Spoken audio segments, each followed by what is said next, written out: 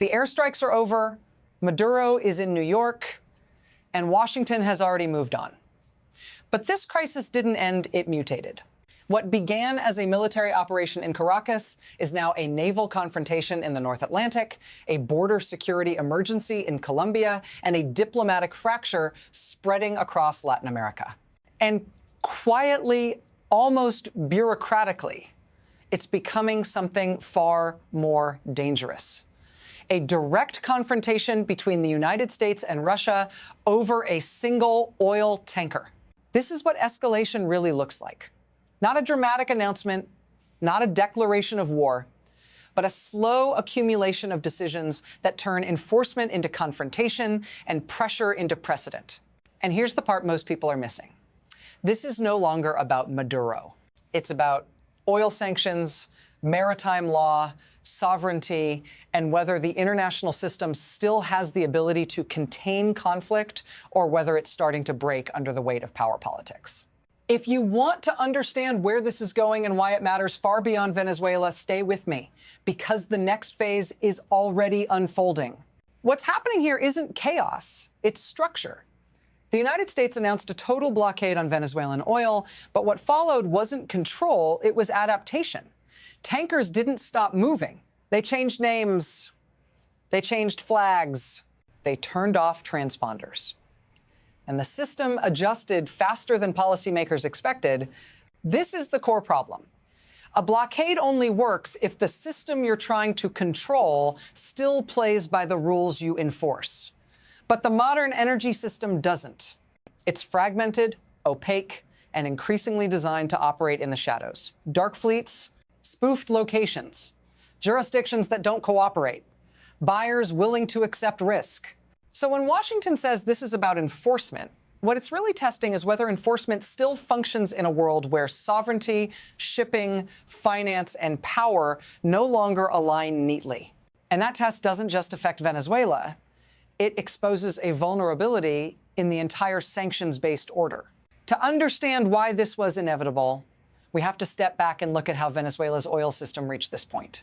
To understand why this system adapted so quickly, you have to look at Venezuela's oil economy itself. Oil isn't just one sector among many. It's the foundation. Nearly 90% of Venezuela's export revenue comes from crude. When oil flows, the state functions. When it doesn't, everything breaks. That dependence created vulnerability long before the current crisis. Years of sanctions, mismanagement, and underinvestment hollowed out formal channels while quietly strengthening informal ones. To survive, Venezuela's oil trade learned how to move through intermediaries, shadow insurers, re-registered vessels, and buyers willing to operate outside Western systems. What emerged wasn't resilience in the traditional sense. It was adaptation through opacity. By the time the United States announced a total blockade, this ecosystem already existed. Tankers knew how to disappear, payments knew how to reroute, flags and ownership structures were flexible. The infrastructure of evasion was already built. So the blockade didn't collide with a compliant system, it collided with a parallel one. And once pressure increased, that system didn't collapse, it accelerated. The first visible rupture came at sea when enforcement met resistance. The first rupture didn't happen in Caracas, it happened at sea. On December 16th, President Trump announced what he called a total and complete blockade of all sanctioned oil tankers traveling to and from Venezuela. The language was absolute. Venezuela, he said, was surrounded by the largest armada ever assembled in South American history. But reality moved differently. According to tanker tracking services and reporting from Bloomberg and the New York Times, at least 16 oil tankers successfully left Venezuelan waters after Maduro's capture. Not one or two, 16, carrying roughly 4 million barrels of crude and fuel. Another dozen vessels, holding an estimated 8 million more barrels, followed in what analysts described as a coordinated departure. This wasn't a leak, it was an exodus. Tankers turning off transponders, spoofing locations, slipping through gaps in enforcement. What Washington called a blockade had become a game of maritime hide and seek, and the hiders were winning. If you're trying to understand why this matters, remember this. Sanctions don't fail loudly. They fail quietly, ship by ship. And then one tanker changed everything. What made this possible wasn't luck, it was design. The ships slipping through weren't ordinary tankers. They were part of what intelligence agencies call the dark fleet vessels operating outside normal maritime visibility. They turn off their automatic identification systems. They spoof their locations. They change ownership structures and registration faster than regulators can track. According to Reuters, the shadow network now includes more than 1,400 tankers worldwide. Over 900 are already sanctioned by the United States, Britain, or the European Union. But here's the critical detail most people miss. Only about 40% of the dark fleet serving Venezuela falls under U.S. sanctions. The rest operate in legal gray zones Washington doesn't fully control.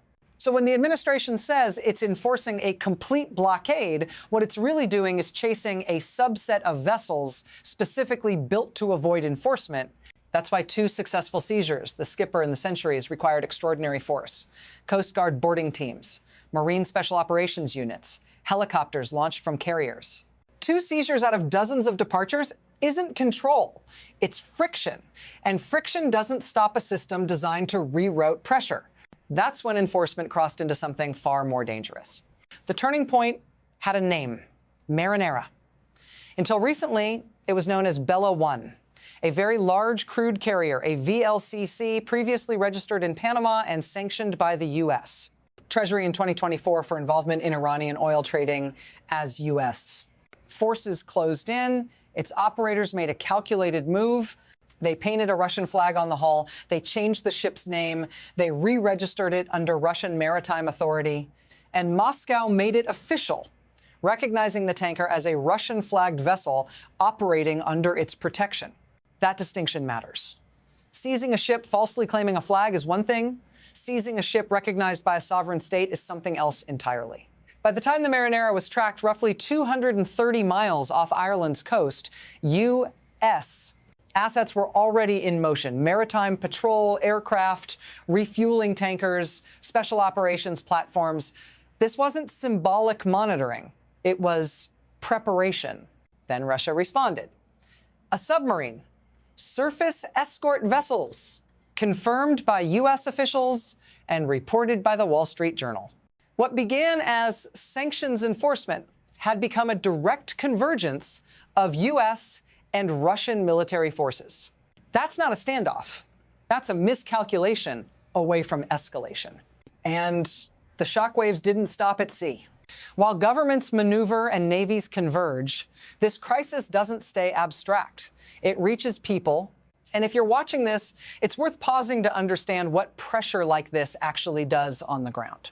When oil exports slow, salaries don't get paid, public services thin out, hospitals lose supplies, electricity becomes unreliable. For Venezuelan families, these aren't geopolitical debates, they're daily calculations about survival. And when instability deepens, people move. Millions already have, crossing borders into Colombia, Peru, and beyond, carrying the consequences of decisions made far away. And it doesn't stop there. Communities on both sides of the Colombian border are tightly connected families, trade, work. When pressure builds in Venezuela, Colombia absorbs the spillover. Migration surges, informal economies expand, armed groups find space to operate. That's why Colombia's mobilization isn't symbolic. It's defensive. If this matters to you, if you want analysis that looks beyond headlines and into human consequences, stay with me. Understanding systems means understanding who pays the price. Because what's happening now is rippling far beyond Venezuela's borders. What makes this moment dangerous isn't just the confrontation at sea, it's the reaction it triggered across the system. Latin America didn't respond with scattered objections. It responded in coordination. Brazil, Colombia, Mexico, Chile, Spain, and Uruguay issued a joint statement condemning the operation as a violation of sovereignty and a dangerous precedent. That alignment matters. Brazil's president called the strikes unacceptable and urged the United Nations to act. Mexico condemned the intervention while carefully preserving cooperation with Washington on trade and migration. Chile and Uruguay emphasized international law. Even Spain, a European voice with deep regional ties, rejected unilateral military action. This wasn't ideology alone. It was calculation. These countries have options now. China is the largest trading partner for much of South America. Investment, infrastructure, and energy ties no longer flow through Washington alone. That changes the balance. When the United States acts unilaterally, regional governments can afford to push back, and to do so together. At the United Nations, Russia, China, and Iran seized the narrative, framing the seizures as piracy and lawlessness.